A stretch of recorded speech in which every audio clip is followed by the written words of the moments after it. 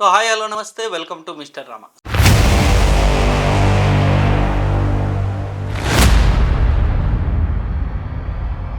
So మొత్తానికైతే professor Nageswararao గారు రీసెంట్గా చేసిన కామెంట్స్ సో ఇప్పుడు ఆంధ్రాలో భూకంపం క్రియేట్ చేసింది. పెను సంచలనం అంటాం కదా, అలా అయిపోయింది పరిస్థితి. సో ఆయన ఏ సోర్స్ ద్వారా ఆ ఇన్ఫర్మేషన్ చెప్పారో, ఆ కామెంట్ చేశారో కానీ మొత్తానికైతే నిజంగా అసలు రాజకీయంగా చాలా అంటే చాలా దుమారం అయిపోయింది. ఆ సంభాషణ అసలు ఏనాడు కూడా జరగలేదు, అది చాలా పొరపాటు. అది నాగేశ్వరరావు డెఫినెట్గా అది విత్డ్రా చేసుకోవాలని భావిస్తాను. అదేవిధంగా జనసేన పార్టీ గురించి మా అధినేత పవన్ కళ్యాణ్ గారి గురించి మీరు మాట్లాడిన వర్డ్స్ని వెనక్కి తీసుకుని అన్వెరిఫైడ్ విషయాల్ని ఎప్పుడూ మాట్లాడొద్దని ఇక నుంచి మిమ్మల్ని మనస్ఫూర్తిగా కోరుకుంటున్నాను. పార్టీ ఉంటుందో లేదో కూడా తెలియదు రేపు. అలాంటి వ్యక్తి గురించి మేము ఎందుకు మాట్లాడతాం? అతను అరెస్ట్ చేయమని చెప్పాల్సిన అవసరం మాకేముంది? జగన్మోహన్ రెడ్డి గారి కోసం మీరు ఇండైరెక్ట్ వేలో సపోర్ట్ చేసుకుంటూ వాళ్ళ పార్టీ గుడిగం చేయడం కోసం పవన్ కళ్యాణ్ గారి పైన విషం చిమ్మకండి. సో ఇటు జన సైనికులు, ఇటు టీడీపీ నేతలు అయితే ఈ ప్రొఫెసర్ నాగేశ్వరరావు గారిని పేటీఎం, పెద్ద పేటీఎం కూలీ అని చెప్పేసి కూడా ఇప్పుడు సోషల్ మీడియాలో నామకరణం చేశారు. ఈవెన్ టీడీపీ అఫీషియల్ హ్యాండిల్లో కూడా ప్రొఫెసర్ నాగేశ్వరరావు గారిని వైసీపీ కండువా వేసి మరీ పోస్ట్ చేశారు. సో అంటే ఇది మొత్తం సజ్జల గారు స్క్రిప్ట్ పంపిస్తే ఇక్కడ మొత్తం మన ప్రొఫెసర్ నాగేశ్వరరావు గారు ఆ స్క్రిప్ట్ చదివారని చెప్పేసి డైరెక్ట్గానే కామెంట్స్ చేస్తున్నారు. సో ఇంతకీ ఏంటి ఆ కామెంటు, అసలు ఏంటి, అసలు ప్రొఫెసర్ నాగేశ్వరరావు గారు ఏం చెప్పారనేది ఒక్కసారి ఈ వీడియోలో మీరు చూడండి. అంటే జనసేన నాయకులు పవన్ కళ్యాణ్, నాదెళ్ల మనోహర్ ఇతరులు వెళ్ళి అమిత్ షాను కలిశారు. నాకున్న హైలీ ప్లేస్ సోర్స్ చెప్తున్నా. అమిత్ షాను కలిసి మనం జగన్ ను లోపలయ్యాలి, జగన్ ను మా వాళ్ళు ఒత్తిడి తెస్తున్నారంటే అమిత్ షా చెప్పింది ఏంటంటే, రాజకీయాల్లో ఇన్స్టాంట్ ఫ్రెండ్ ఉంటాడు, లాంగ్ టర్మ్ ఫ్రెండ్ ఉంటాడు. Telugu Desam instant friend, Jagan long term friend. Chandrababu నాయుడుకు ఆయనంటే శత్రుత్వం ఉండొచ్చు, మనకెందుకు ఉండాలి? మీకు కూడా మంచి చెప్తున్నాను. మీకు అవసరం ఏంటి? లాంగ్ టర్మ్ ఫ్రెండ్ ఉపయోగపడతాడు, మనకు 25 మంది ఎంపీలు సహకరిస్తున్నారు కదా అని మీరు కూడా ఆ వైఖరి మార్చుకోండి అని సలహా ఇచ్చారని. సో ఈయన ఈ అల్లిన ఏదైతే ఈ స్టోరీ ఉందో, ఈ కథ ఉందో మొత్తం ఒక బోగస్ అని నాకు చాలా స్పష్టంగా అర్థమైంది. ఎందుకు బోగసో కూడా నేను చెప్తా. ముందుగా ఈ అంశం గురించి మీ అభిప్రాయాన్ని కింద కామెంట్ రూపంలో డెఫినెట్గా తెలియజేయండి. సో ఇకపోతే ఎందుకు బోగస్ అంటున్నానంటే, వైఎస్ఆర్సిపి పార్టీకి 20 మంది ఎంపీలు కేవలం 2019 నుండి 2024 వరకు ఈ మధ్య మాత్రమే 20 మంది ఎంపీలు ఉన్నారు. వాళ్ళు 20 మందికి పైగా. ఆ తర్వాత కానీ అంతకు ముందు కానీ, అంటే 2019కు ముందు కానీ లేకపోతే 2024కు ముందు కానీ ఎప్పుడే కానీ వైఎస్ఆర్సిపి పార్టీకి 20 మందికి పైగా ఎంపీలు లేరు.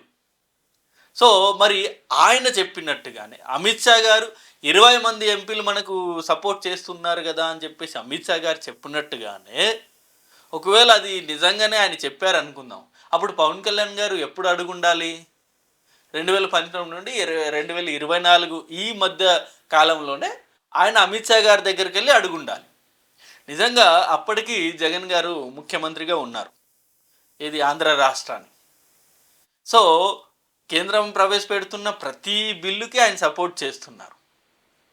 సో ఒక ముఖ్యమంత్రి స్థానంలో ఉన్న వ్యక్తిపైకి ఒక నార్మల్, అప్పటికి పవన్ కళ్యాణ్ గారు డిప్యూటీ సీఎం కాదు, ఎమ్మెల్యే కాదు, ఏం కాదు, జస్ట్ జనసేన పార్టీకి అధ్యక్షుడు అంతే. ఆయన వెళ్ళి అడిగేంత ఇది స్కోప్ ఉంటుందా? ఒక ముఖ్యమంత్రిని అరెస్ట్ చేయమని చెప్పేసి ఒక వ్యక్తి వెళ్ళి అమిత్ షా గారిని అడిగేంత స్కోపు, అవకాశం ఉంటుందా? అసలు హైలీ ఇంపాసిబుల్ అది. సో 2019 నుండి 2024 వరకు అడిగే అవకాశమే లేదు.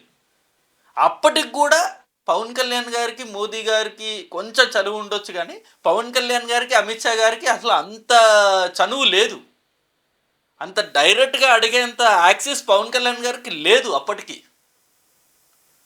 గెలిచిన తర్వాత ఈ మధ్య కాలంలో కొంచెం అవకాశం వచ్చింది, కానీ పవన్ కళ్యాణ్ గారికి, మోదీ గారికి, అమిత్ షా గారికి ఆ దగ్గర సంబంధాలు వచ్చాయి తప్ప అంతకుముందు 2024 ముందు అసలు ఆ రిలేషన్ అనేది ఎప్పుడూ లేదు.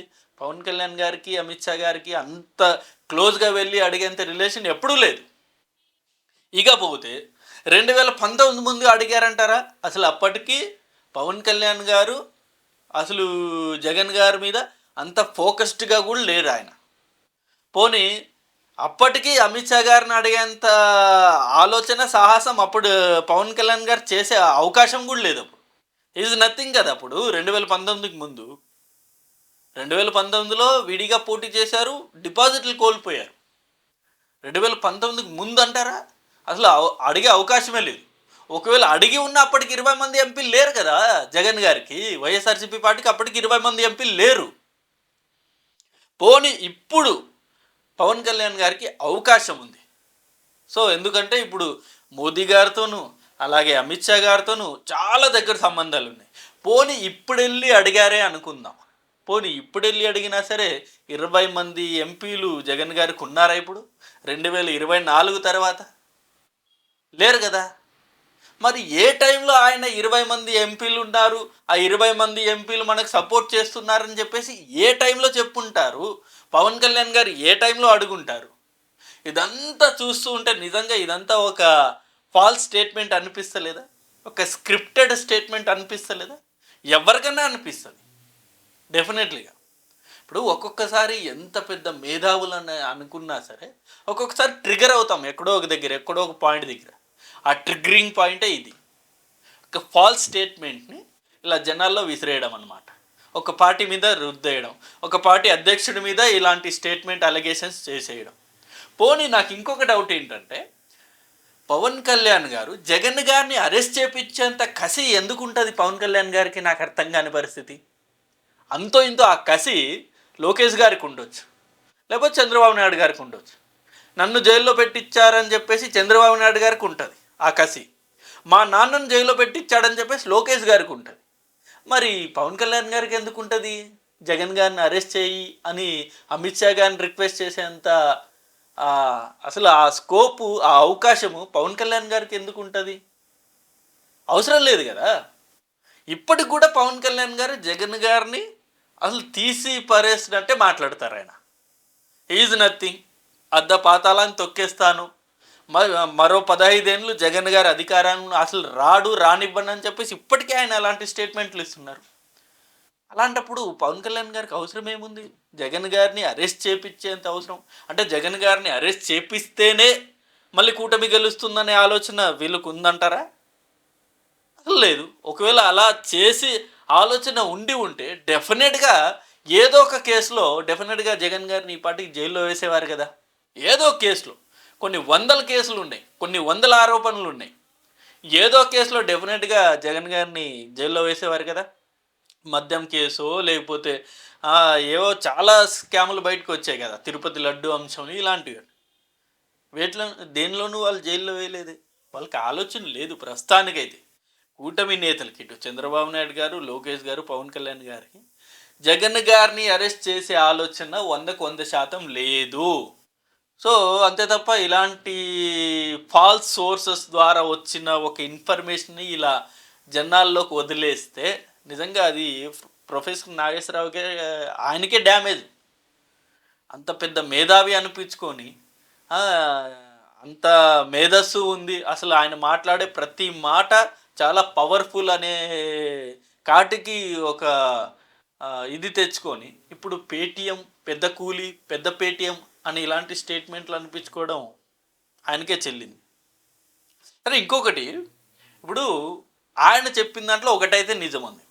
ఇప్పుడు వైఎస్ జగన్ ఇదే long term friend of BJP, అది వాస్తవం 100%. So unofficial friend of BJP ఎవరన్నా ఉన్నారు అంటే అది వైఎస్ జగన్ గారు. ఎందుకంటే ప్రతి బిల్లుకి ఆయన మద్దతు ఇచ్చారు. ఏ ఒక్క బిల్లుకి ఆయన సిఏఏ కానీ లేకపోతే ఏ బిల్లు అన్నా తీసుకురాని సో జగన్ గారు అవుట్రేట్గా బీజేపీకి మద్దతు ఇచ్చారు. ఎక్కడే కానీ ఆయన వ్యతిరేకించలేదు. So is indirect friend of BJP, దాన్ని ఎవరు కాదనలేరు. అక్కడ వరకు చెప్తే బాగుంటుంది. అంతే తప్ప పవన్ కళ్యాణ్ గారే రిక్వెస్ట్ చేశారు, మోదీ గారు వద్దన్నారు, ఇలాంటి స్టేట్మెంట్లు నిజంగా ఆయన నోటి నుండి అయితే కరెక్ట్ కాదని నేను అనుకుంటున్నా. ఇంకొకటి, ఇప్పుడు ఇలాంటి స్టేట్మెంట్లు ఇవ్వడం వల్ల వైఎస్ఆర్సీపీ పార్టీకి భారీ డ్యామేజ్ అవుతుంది.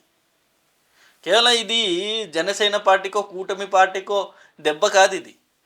ఈయన ఏ రకంగా వైఎస్ఆర్సీపీ పార్టీని ఇరికించాడంటే, ఇప్పుడు అలా చెప్పడం వల్ల డైరెక్ట్ ఏమర్థమవుతుంది, సో అమిత్ షా గారు జగన్ గారిని కాపాడుతున్నారు అంటే బీజేపీ అండ్ వైఎస్ఆర్సీపీ పార్టీ రెండు ఒకటే అని చెప్పేసి ఈయన డైరెక్ట్గా చెప్తున్నాడు. సో అప్పుడు డెఫినెట్గా వైఎస్ఆర్సీపీలో ఉండే మైనార్టీ ఓట్లన్నీ కూడా గయ్యపైతాయి కదా. డెఫినెట్గా వైఎస్ఆర్సీపీ పార్టీలో ఉన్న మైనారిటీ ఎవరైతే ఉంటారో ముస్లిమ్స్ అందరూ కూడా డెఫినెట్గా వైఎస్ఆర్సీపీ పార్టీని వైఎస్ జగన్ గారిని వ్యతిరేకిస్తారు కదా. ఇంత చిన్న లాజిక్ ఎలా మిస్ అయ్యారు? సో సెల్ఫ్ గోల్ వేసుకున్నారు, అది బుమ్రాంగ్ అయ్యింది. సో ఇది చాలా పెద్ద డేంజర్ స్టేట్మెంట్ ఇది. ఇటు జనసేన ఇటు కూటమి కంటే ఎక్కువగా కూడా వైఎస్ఆర్సీపీ పార్టీకి ఇది భారీ డ్యామేజ్ చేకూరే అంశం ఇది. అంటే ఒక పార్టీకి ఇంత లాయల్గా ఉన్నారా ఆయన అని చెప్పేసి చెప్తున్నారు. అంటే బీజేపీ పార్టీకి వైసీపీ పార్టీ లాయల్ పార్టీ అని చెప్పి, మరి దానికి మద్దతు ఇచ్చే క్రిస్టియన్స్ కావచ్చు, లేకపోతే వైఎస్ఆర్సీపీ పార్టీకి సపోర్ట్ చేసే ముస్లిమ్స్ కావచ్చు, వీళ్ళు ఇప్పుడు కంప్లీట్ వ్యతిరేకించరా? వైఎస్ఆర్సీపీ పార్టీ మీద తిరుగుబడరా? రాబోయే ఎన్నికల్లో ఇది ప్రభావం చూపదా? ఎస్, ఇటు జగన్ గారు బీజేపీ రెండు ఒకటే, సో మనం కంప్లీట్ వ్యతిరేకించాలి జగన్ గారు అని చెప్పేసి ఇటు క్రిస్టియన్స్ ముస్లిమ్స్ ఓట్స్ డెఫినెట్గా డైవర్ట్ అయిపోతాయి. ఇటు కూటమి నేతలన్నా ఇప్పుడు టీడీపీ పార్టీ అన్నా అవుట్రేట్గా ఓపెన్గానే సపోర్ట్ చేసి ఓపెన్గానే కూటమి కట్టే ఎలక్షన్కి వెళ్ళింది. బట్ ఇక్కడ జగన్ గారు ఇలా ఇండైరెక్ట్ చేస్తున్న ఈ జత కట్టుడు వ్యవహారం ఏదైతే ఉందో అది డెఫినెట్గా ఆ పార్టీకి భారీ డ్యామేజ్ చేస్తుంది.